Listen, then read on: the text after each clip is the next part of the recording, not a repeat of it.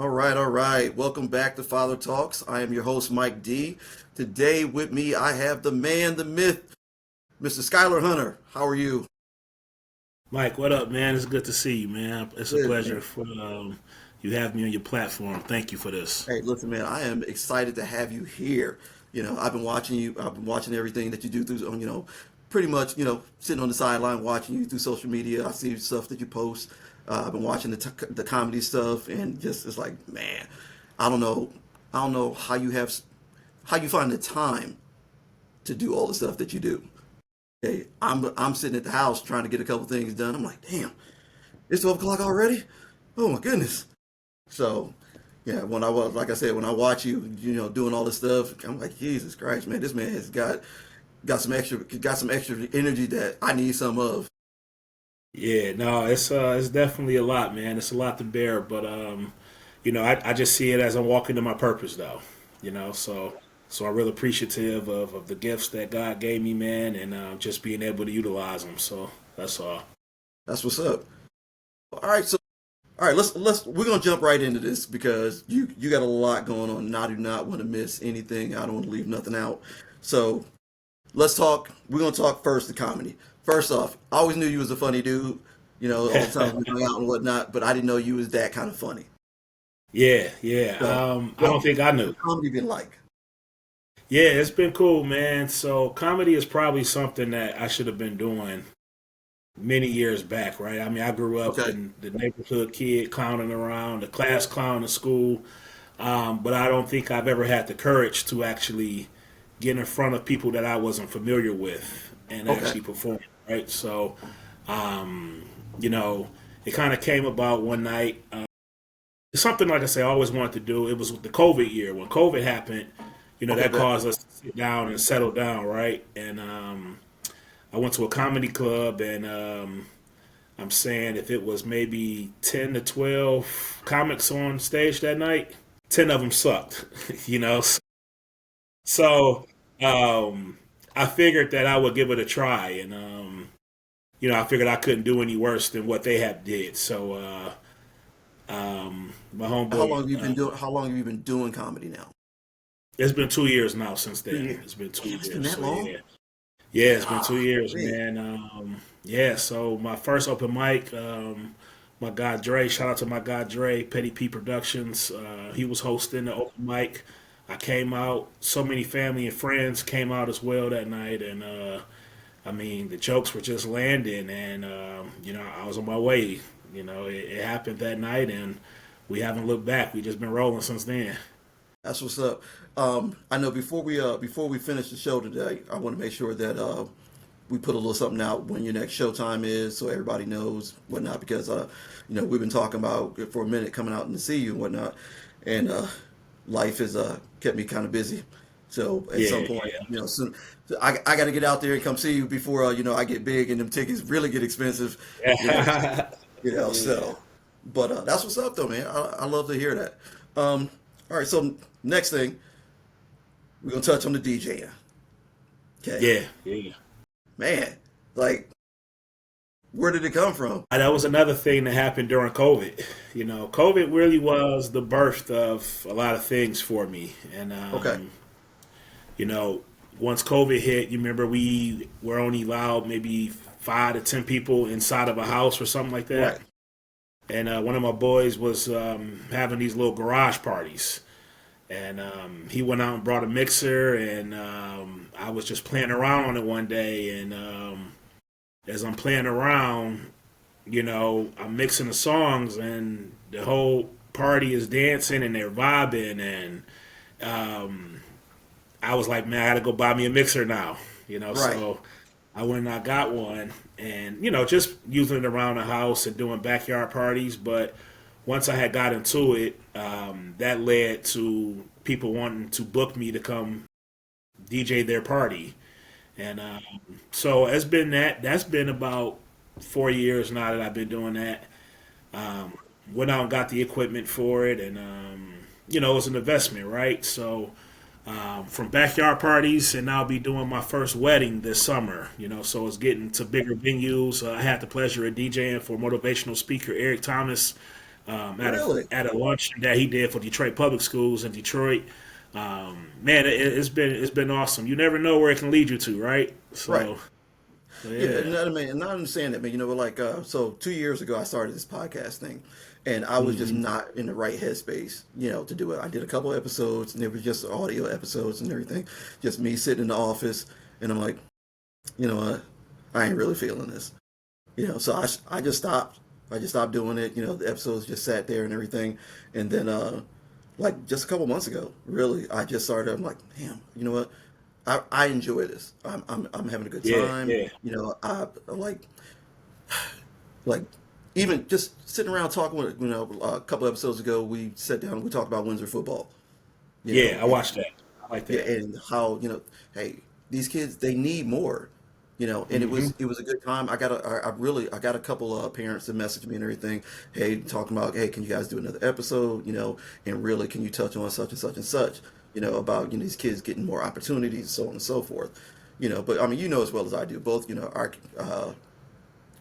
I don't know how long if Skylar played in Windsor, but Trenton played in Windsor for a little while, and I found that the coaching it wasn't terrible, but the competition level wasn't good Hmm. enough, Yep. and the kids just it was always about the coaches.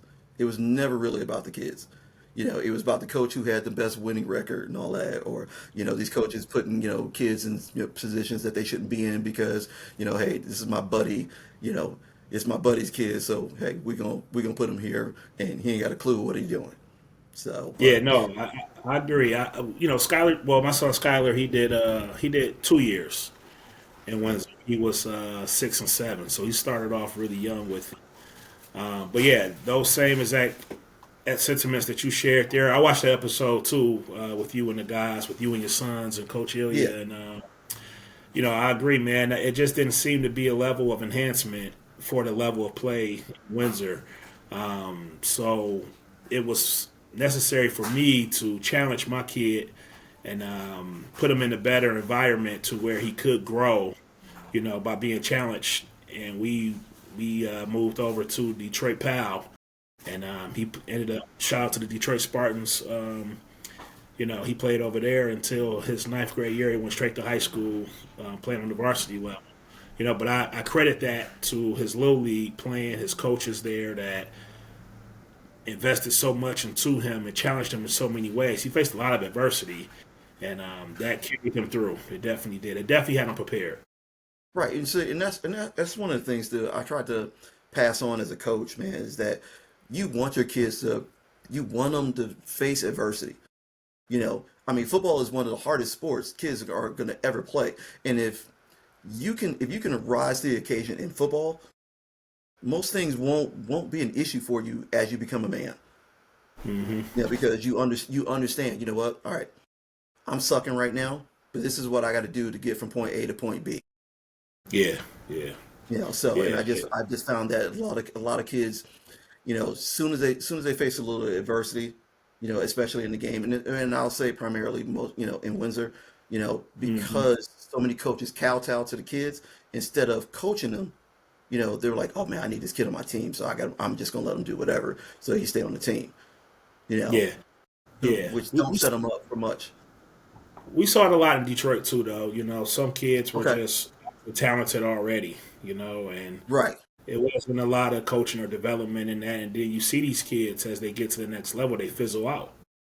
yeah, You know, so yeah, because they're used to because they're used to everything being catered to them because they're the talented kid. As soon as they start, dealing with some adversity, game yeah, over. yeah, So, you're bigger, you're stronger than everybody at this age. But then once everybody catches up in size, that kid just didn't right, perform on that same level. on that same level, right. Yeah, So, yeah, yeah. all right, so let's move on. So, I heard you got a book coming up. Yeah, man, this is near and dear to me. Okay, I wrote my first book, and this also was birth. I mean, I think pretty much everything started for me. Life started for me when life slowed down with COVID. You right, know, that gave me a lot of deeper inner searching within myself. you had nothing to do. Because I think prior to that, I was just so busy with life, and so much running around. So now that I had a chance to actually sit down and be still, my thoughts just kept playing on me, and I was just figuring myself out. I was looking at the things that was on my heart versus the things that society was telling me was the proper way of going about. So it challenged me in that way, and so I had a lot of deep conversations, speaking on the phone every day to my mom. Shout out to my mother, and once I started having these thoughts of seeing what I was doing, I was pretty much living a life for validating myself for other people's opinions, Right. which I I can thought could be a very common thing. Yeah, so I just started writing, man. I just started writing things down, seeing the way I was looking at things then and how I'm looking at them now. And it kind of started to show me that I was more so in tune with what everybody else's opinion was than I was myself. I was a people okay. pleaser. Okay. So I kind of just wanted to put that information out there in a book form. I titled it Performing Live, because when we are in front of a crowd, we tend to put on this mask of happiness when we're really sad inside, or we put on this I get this I get level of that. toughness when we're really gentle, right? And so it was important to me to share those thoughts, just because I know if I was going through that, I'm sure somebody else may have had those same common factors as well. And that's a fact. That's a fact. I know. Yeah, I've never, I grew up, with parents that my parents are Southern, and they're back from that generation where kids are seen and not heard. So we didn't have that kind of relationship where we talked about emotions, feelings, none of that. Boys didn't cry, and that was the end of it. So I just dealt whatever issues. But as I became an adult, you know, it was always no emotion this, super tough on the kids, and come to find out, I'm dealing with a lot of personal issues that kind of, from my childhood essentially, that yeah, came yeah, out, as a father, and I think that now as a grandfather, and things are just I realize that I don't have to be so uptight. That's what it yeah, boils down yeah, to. You know, yeah. Not I at can all. And I mean, a lot of it goes to where we are in that moment for it, right? I right. mean, because we do have this masculinity thing as men that we always have on display, but same thing for my kids. I raised my kids with tough love, Yeah, but then there's a lot of moments where my kids come to me in their inner thoughts and their feelings, where being masculine in that moment is not helping them. right. I need to be soft. I need to be gentle. I need to be in tune with what it is that they're expressing at that moment, right? So it's really, you have to be what you are for what it requires of you at that time. Right. And and that's and I'll take that a step further, man. So I've been I knew Trenton was getting ready to head off to college, and I have been on him, man, on him about making smart decisions and so on and so forth. Like, listen, don't get in the car with nobody drinking. Don't drink and Yeah. drive. I said, man, homie, boy, if you need me for something, come and get me. Call me. I said, I don't give a damn what time it is. Call Yeah. me if you Yeah. need me. And last weekend, man, he was out. He was out at a college party. Everybody was drinking, but his buddy left him because he was drinking and driving. He was like, I'm not getting in the car with him, So he stayed. He actually stayed the night out at uh, Central Michigan and that with some other friends, and called us the next morning. Was like, hey, I need you guys to come get me. This is what happened. And I mean, as a father, you mad as hell that hey, you're gonna spend your Sunday driving, but at the same Yeah. time, Yeah. deep down, Yeah. that he listened. That he heard all that stuff that you was talking. Mm-hmm. I'm Yep. constantly, Exactly. constantly, I'm constantly lecturing them and whatnot, and to see that come to fruition, like damn, them conversations help. You know, Yeah. No, it definitely does, man. I mean, our kids are definitely a reflection of us. yes, What they learn in the household is what they're going to go out in the community and display, right? yeah, So that's what's shaping our communities. That's what's shaping, our schools. It's the children that we're putting inside of it, right? And that's been one of the right, biggest compliments that I've received from many different parents, who allowed my kids to come around their kids and spend the night and bring them in as Yep. family. So many responses of it of just saying like, man, your kids are so mannerable. Yeah. It's such a Yeah. joy having your kids around, and that's a proud compliment for me to hear the things like that. Well, and when I hear stuff like that, I'm proud, but at the same time, I'm like, they talking about my kid because Yeah, when he at home, I got to keep telling, yeah, I got to remind him 30 times just to take the trash out. You know, absolutely, and, and absolutely. and everybody else would be like, oh yeah, he volunteered to help with this and volunteered to help with that. I look back at him like, what the hell? Because I You can't know get you to do none of that at the yeah, house. You that's go to everybody else's house and do it. it goes a long way with that, right? And that's just the relationship I had with my son, my older son Deuce, and we have a great relationship. But it would be certain things, and you've dealt with them, right? Like I Yeah. can tell him to do this, Yes. and he'll give me attitude, and then you can turn around and say that same exact thing to him, and he'll be Exactly yes how you said it. sir, no sir. So I think when it comes to we had it out one day where we were kind of having a back and forth with each other, Yeah. and he just flat out told me, he said, I need you to be my dad, I don't need you to be my coach. Right. I need you to be my dad, and it is a difference of the two. You Right. know, you have to connect with him on that level, right? Like I have to meet him where he's at for his emotional needs. Right. You know, But the fact that he was able to tell you that and you to hear that and not be offended. right? Because and Yeah, I can tell you, me 15 years ago, had my son have told me something like that, I'd have been mad as hell.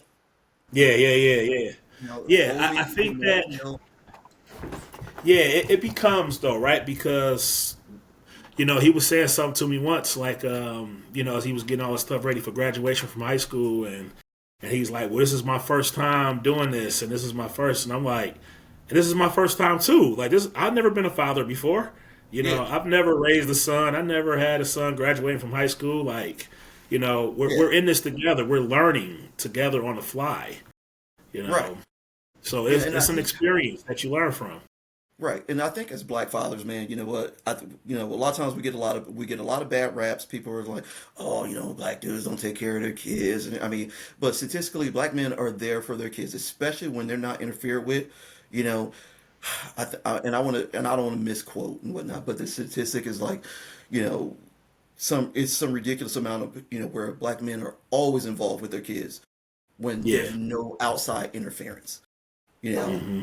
so when people, you don't have any family drama or you let's without getting into specifics, but when you don't have a crazy ex, I've been there a few hundred times. So when you don't have stuff like that going on, you can just be a dad.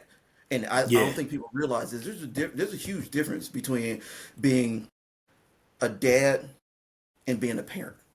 Because Hmm. when you're constantly parenting, you don't get to be a dad. Yeah.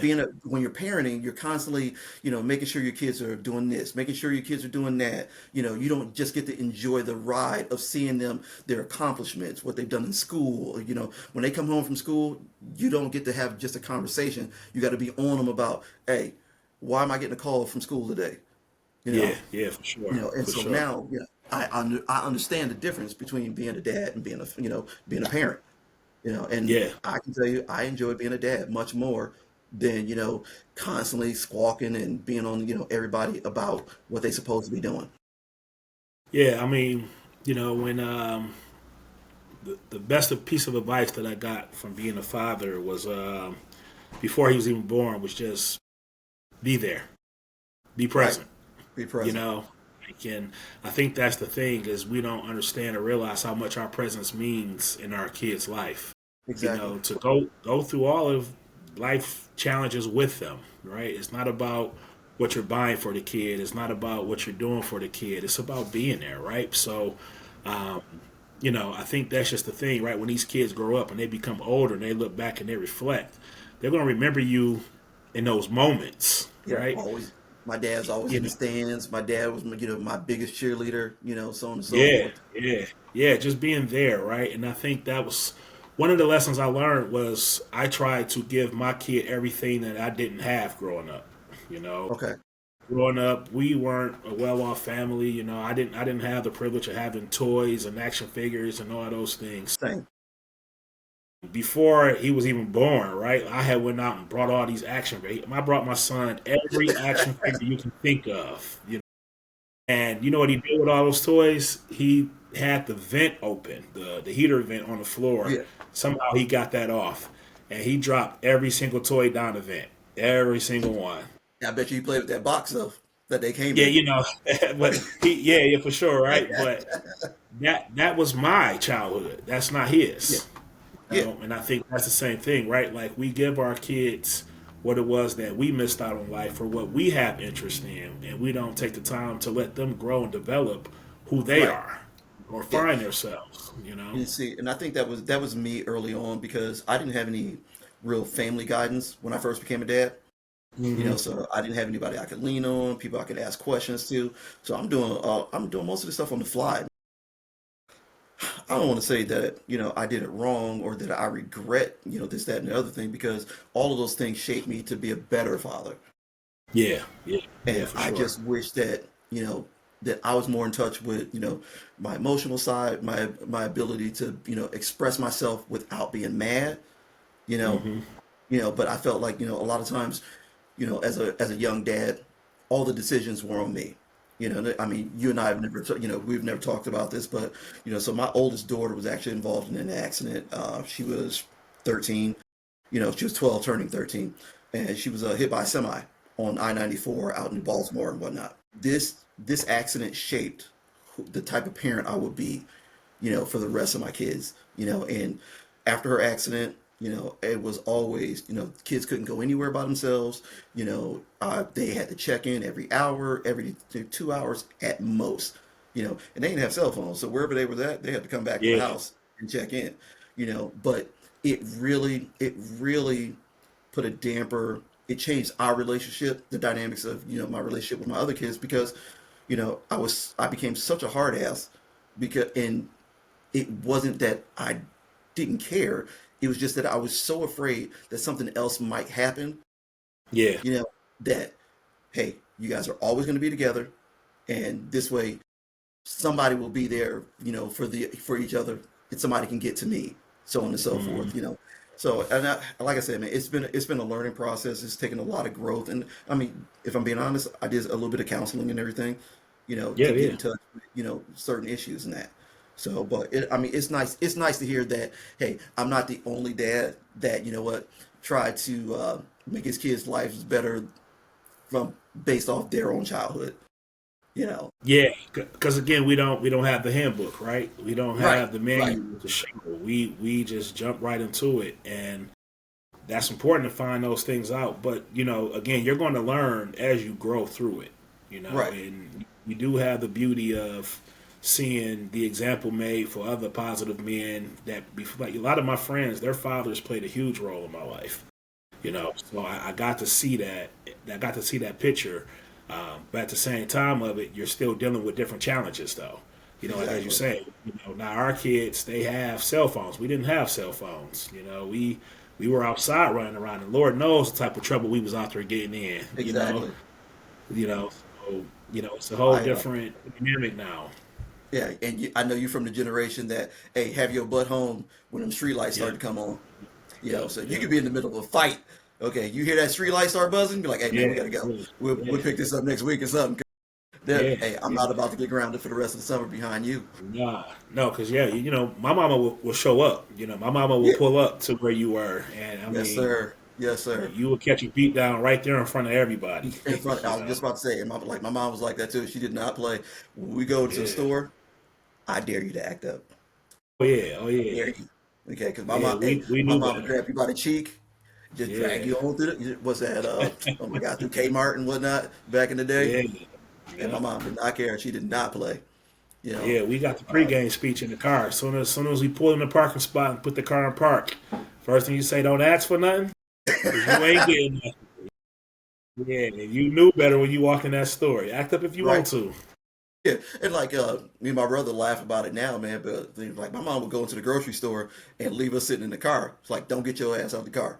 I'm like, all right, Yeah, we ain't getting out the yeah, car, yeah. but it's hot. So Yeah, what would we do? I never heard of kids dying in the car when I was younger yeah, because we got the hell out. right.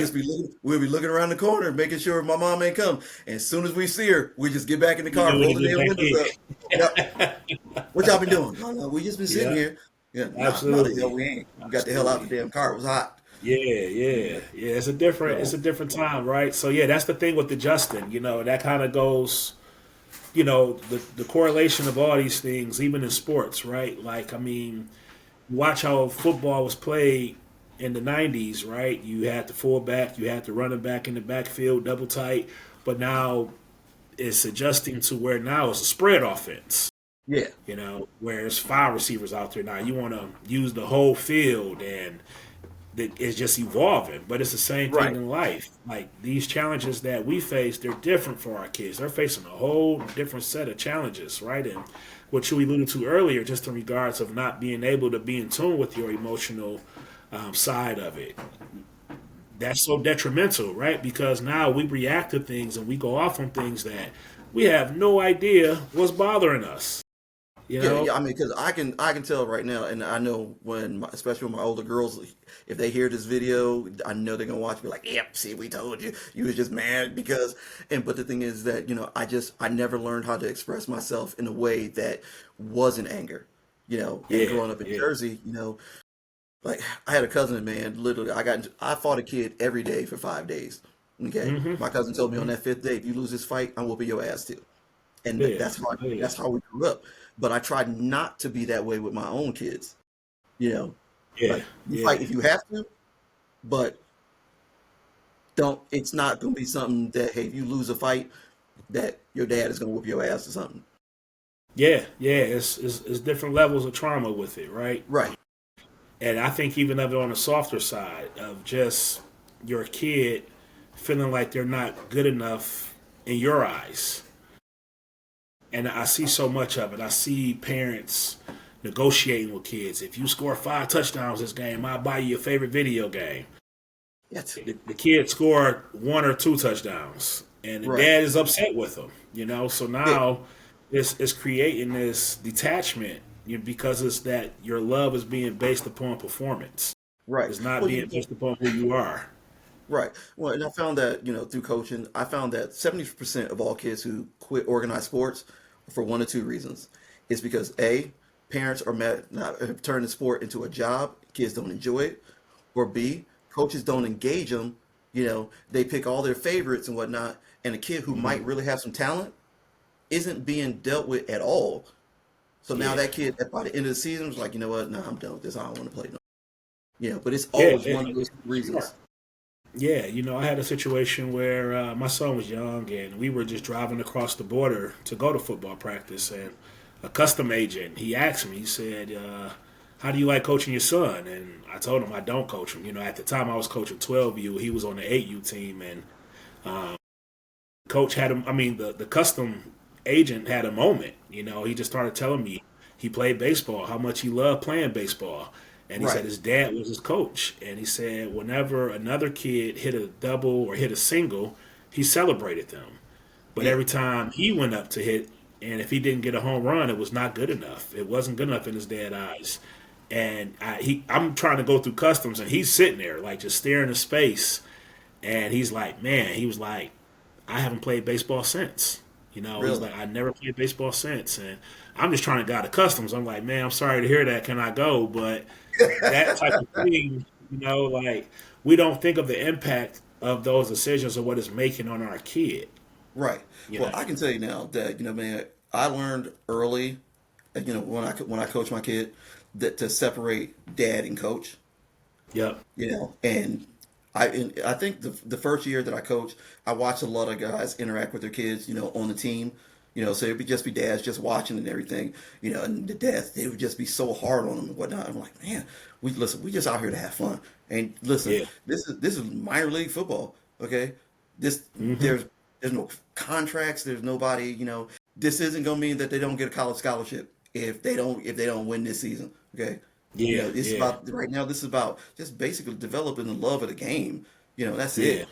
it. So and there'd be a lot of times, man, where I would if my son was acting up, I wouldn't say nothing. I let other coaches handle it because I don't want dad mode to switch on. Now, I done cuss him out in front of everybody and everything, and he don't Yeah, want nothing to do with it. yeah, And I've you been know, I've been pretty fortunate with all my kids when I have had to coach, whatever and help out. I've always been yeah, pretty good with separating dad from coach. And I never play favoritism with my kid. If another kid beat him out, hey, you gonna have to do better, homeboy, because you yeah, don't play because you're my kid. You yeah. know, It's that, man. I've stopped coaching my kid at 7. I don't think I coached him since then. Now yeah, we've been on the same team for 2 years, but I was completely hands off from him. But yeah, I think I told him to do something. He didn't do it, and we're arguing with each other. We're driving home. I got my back to him. He's got his back to me, and I'm yeah, like, I'm not about to go home and not have a relationship with my 7-year-old son because of something that right, happened on the football field, right? right. Like it's And I would, and I wish it's more not people there. got that, man. I wish more Yeah, people yeah, understood that.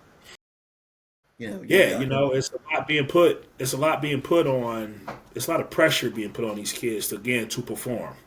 right, and a And lot we're of not parents are seeing living it like vicariously through their kids. You living know, vicariously, right, and not even realizing what it's doing to them, right? Because at the end of the day, right, how long are you going to play this sport? right. You know, You could even you if you could make be it that pro, guy. Yeah, you you but know, even that yeah, but even if you make it pro, how many guys have you seen, careers get ended, you know, an injury that may have started off as nothing, now has become something, careers are over with. What do you yeah. got I to show mean, for it after that? yeah, it can become detrimental, right? Because these kids are training and they're preparing Yeah, at like 5, 6 years old. yeah, They're investing everything into this sport. And then they right, get to their senior year, who knows what can happen, right? An injury, academics, right, anything at that level, right? So you've been investing everything you had for like these last 13 years of your life, and now it's over. right. There is no Yeah, more a ball lot to of play. kids. My oldest boy didn't want to go to college. He joined the Yeah. military. He was like, hey, I'm done with school. He joined the Hmm. Air Force. That was his thing. My middle son, hey, he took a year off from football. Ninth grade, he was like, you know what? I'm just burnt out. I just need a break. And Yeah. then he picked it back up later on. And, that was his choice. But ultimately, it was his choice. It wasn't mine, for both of them. Yeah, it was not my choice to decide. I always, like I said earlier, I always try to advise the boys, my kids, period. You just try to advise them. These are your options. What do you feel is going to be best for you? And I Yeah. think that's made them all, pretty independent, you know, whereas they can make decisions on their own. Yeah. And how will they know if they're not being exposed to other things? You Exactly. know. Exactly. So, all right. So let's get into work because I know you do a lot of stuff at the school. Yeah. So tell us a little bit about that. So I work as a behavioral specialist, behavioral interventionist, and working in the school system, we deal with a lot of different behaviors. It's a day treatment school for kids that's labeled as emotional impaired. Okay. So man, you see behaviors from you name it. It's whatever. You never know what these kids are walking into that school dealing with. Right. And it's a wide range of things, right? So our role is to connect with that kid, try to find a way to keep the kid on task, come up with some type of behavioral plan to where we hold them to the standard, and it's definitely God's work for sure. Right. It's definitely something that's challenging because again, each kid has a root problem that you don't see. You're just seeing the surface. Right. You know, so you see a kid You're, come in the you're dealing with classroom. them. Go Oh, ahead. go I'm ahead. sorry. Oh no, no. I was just Um, gonna say. So you're dealing with them at school, but you don't yeah, know what underlying issues might be there, at home. yeah, yeah. You can see a kid acting out, and kid just didn't eat anything. He's hungry.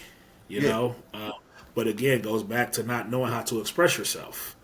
Or it could be a situation now where a teacher calls on a kid to read a chapter or read a paragraph, and the kid may not know how to read.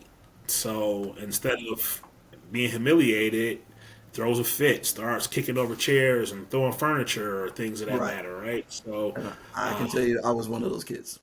I was one of those yeah, kids. yeah, yeah, But my Yeah. issues, I had a lot of anger issues growing up. And, I mean, it wasn't like I had a significantly bad childhood. Just I was a boy whose ass was just always in trouble. No, That's what I it was. mean, same for me. Like I say, I talked about being a class clown. Yeah, I did a lot of fooling around just for attention seeking, right. right? Because I was getting the attention at school that I wasn't getting at home. Okay, So when I got to school, this was kind of my playground. This is my opportunity to perform in front of an audience. okay, You know, so yeah, we all go through it, but it's so many different levels. You right. know, and that's where Yeah, I think we have to make that connection at. So we move that way with the kids, and it is a lot that you have to work through. Um, but again, it's a root problem that's causing these certain behaviors to come about. You know, so so with this program, what's it like the age groups that you deal with?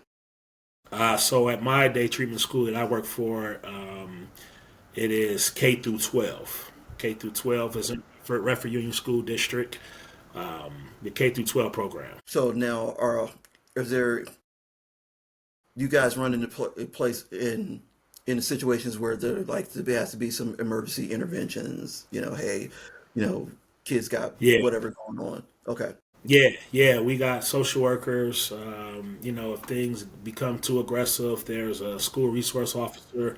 Um, it's all hands on deck, but all hands on deck is required for sure, right. Okay, for sure. So outstanding, yeah, outstanding.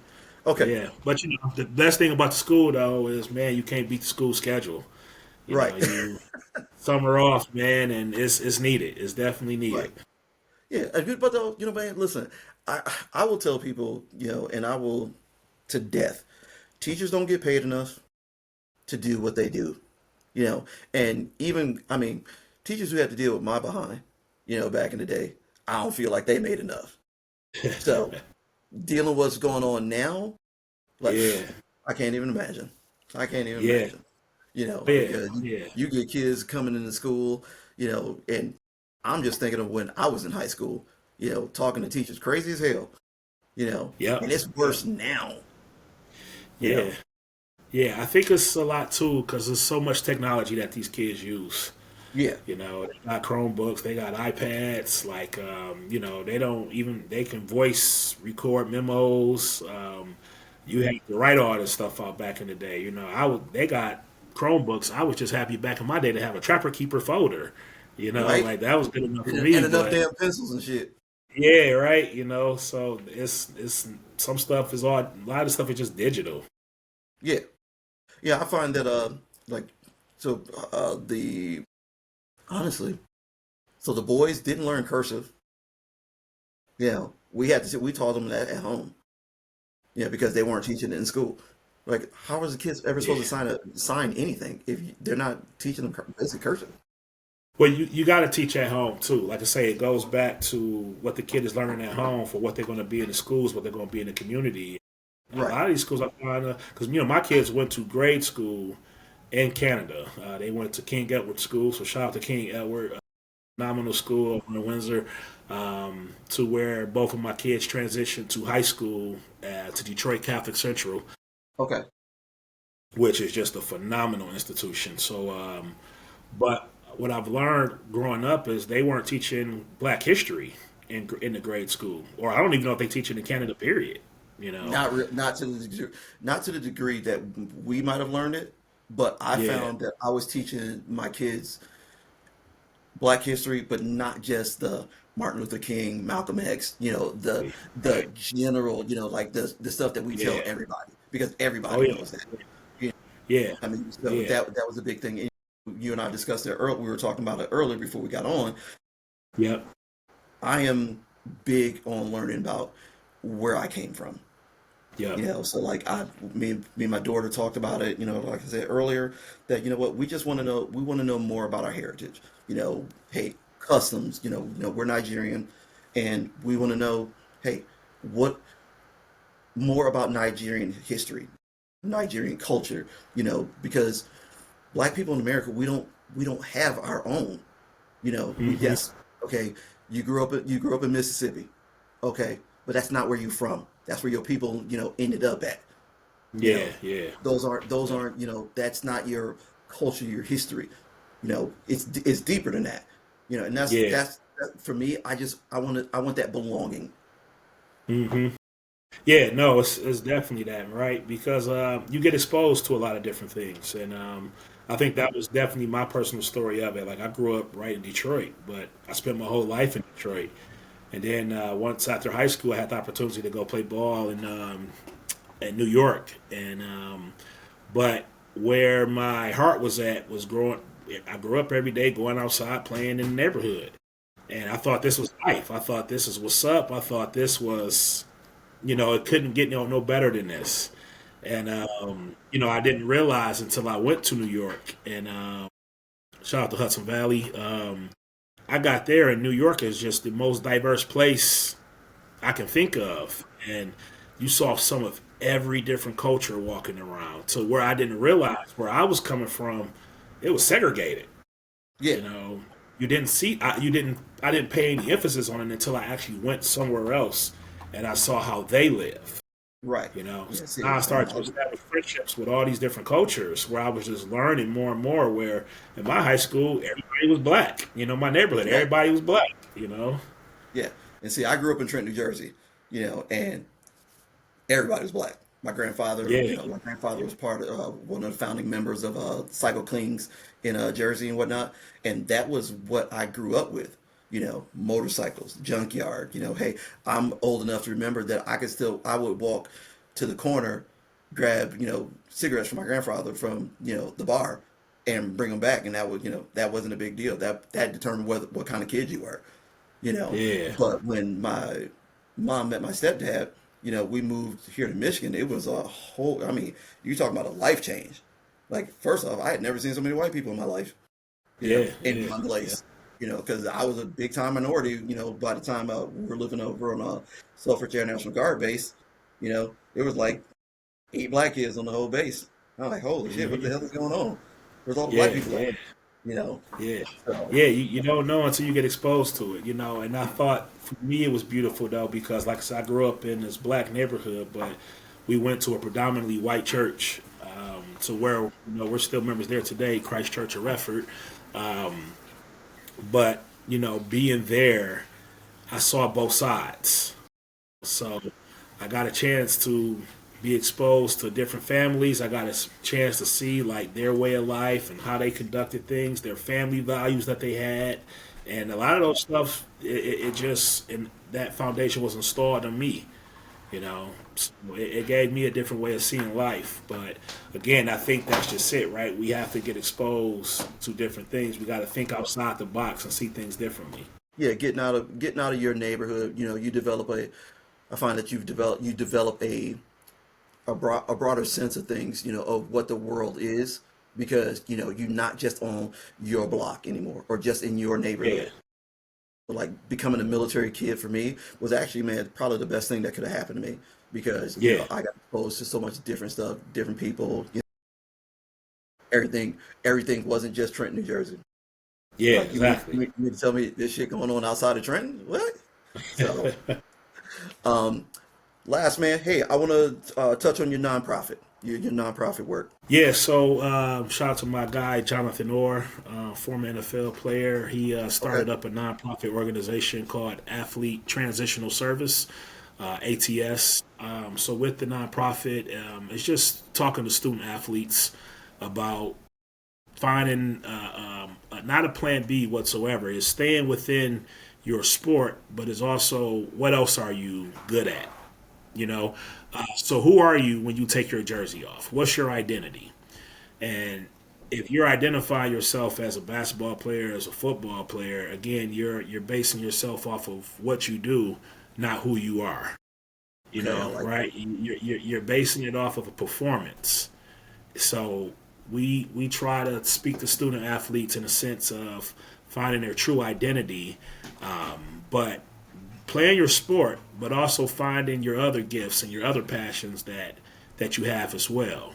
So when kids can tap into that other lane, again, it gives them their self sense of identity. versus them saying, hey, I'm a football player, I'm a basketball player. So again, it's just kind of focusing on more so who you are, not what you do. Right. I love that. So, I'll tell you what. I definitely want to I want to follow up with you again. Uh, Show dates. You got any that you want to share with anybody? Yeah, the next show right now will actually be in Toronto. Okay. That's going to be November Damn. 29th. Yeah, yeah, it's been crazy because you get to travel with this, and again, it's just great performing in front of different audiences. Right. Okay. So yeah, November 29th is actually Detroit comedians going out to Toronto, so it's called the What Up Doe Toronto show. Okay. So I'm gonna So make I'll sure have that I all the post up. yeah, have that post, and I'll have it all over my social media as well. I'll make sure all that flyers and everything gets out for that. All right, bet. Well, I can tell you right now, I won't catch you in Toronto because I hate Toronto traffic. Yeah, Okay. it's crazy I out mean there. yeah, that is bananas. We flew back from Puerto Rico, came through to Toronto. Man, Yeah, that is a mess. Okay, that oh yeah, my God. Like yeah. Toronto's a beautiful city, though, man. It's yeah, probably one of it's my yeah. favorite places I got to a friend who be. lives out there. He's been out there. I want to say like 20 years. Loves it. Would never leave. But Yeah, to each his own. yeah, So, man. anything that you want to share with us before we go? Yeah, man. I'll just again plug the comedy shows. I'm doing a lot in Detroit, Windsor area as well. You can follow me on social media. Instagram is SkyHunt2K. Facebook is just my name, Skyler Hunter. I post all my shows there. Again, just focusing on comedy, focusing on DJing. I also coach junior high basketball over at Redford Union Schools. Um, it's a lot, I'm tired just man. thinking about it. The nonprofit for athlete transitional services for any high schools that want to be able to connect and talk to their student athletes can also feel free to reach out. ATS Athlete Transitional Service does have an Instagram page. But other than that, man, just grateful for the opportunity you bringing me on tonight. You Listen, man, always been a it's real been an stand up absolute. guy. Thank you for all that you Hey, did for my kids, man. hey, listen, it's been a privilege and whatnot. I just, you know what, like I said, man, I'm enjoying this. I haven't gotten good at this yet, but it's a work in progress. But I'm really having a good time. I'm getting to know some people. I'm getting to know a little bit more about myself. And Hmm. again, I just want to try to keep, try to keep, try to keep this as positive as possible. At some point, yeah, you know what, we're gonna have to have some adult conversations on here. But Yeah, I yeah, I love what I'm doing right now. You know, yeah. um, I'm not quite as busy as you, but I don't think I have that kind of energy right now. But again, man, hey, it has been an absolute pleasure to have you on. We got to do this again sometime. As things start to get busy, follow up with you, and I don't know, maybe next month, if whatnot, see how things are going, promote some more shows, and so on and so forth. Yeah, definitely. No, I appreciate that to the fullest. All right, hey, tell the boys I said what's up. Hey, and Saint, my goodness, man, I cannot believe that he's already. I can't believe how big he is already. Okay, Yeah, man, he's a sophomore right now. bro, I am getting Yeah, so old. I am getting I so know. old. I feel old with Saint. Mm-mm-mm. So, but all right, man. Hey, God bless. Take care of yourself. Tell everybody I said what's up. Absolutely, brother. Appreciate you, man. Love you, bro. Absolutely. All right, love you too, my guy.